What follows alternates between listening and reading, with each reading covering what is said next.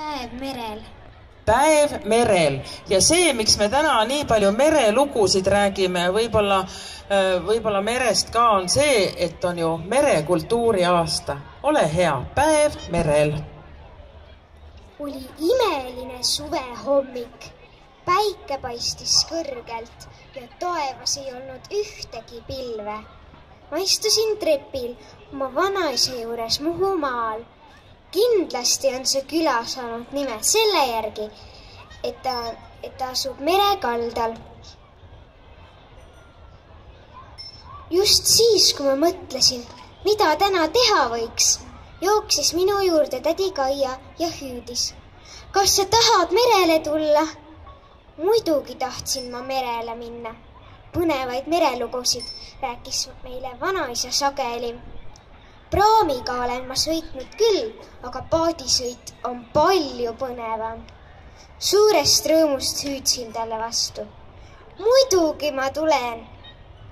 Vanaisa tuli õue, säravad päästevestid käes. Ta ütles, meri on tore, aga seda tuleb ka karta. Merele tulid kaasa tädi Kaia lapsed, Mirtel, Oskar, Karl ja minu õde Anette, Kaia ja tema mees Priit.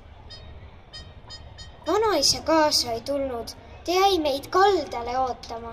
Ma kartsin, et vanaisa kaldale jäi, sellepärast, et tema teadis merest kõike. Ta teadis kõiki kalu ja ta teadis ka seda, et kui valge jänes mere peal on, ei ole soovitav merele minna. Valge jänes tähendab seda, et merel on suur laine ja ei ole soovitav väikese paadiga merd torkima minna.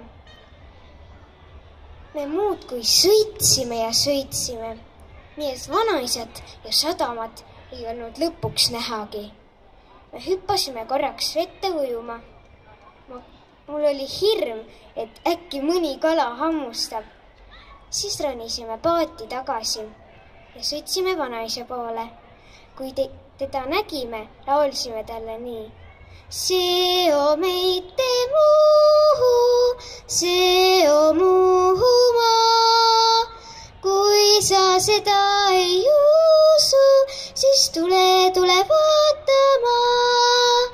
Rahvariides Muhu tüüdrik koogutlil. Päiksekiirtena tal särab siilekil. Seo meite Muhu, seo Muhumaa. Kui sa seda ei usu, siis tule vaatama.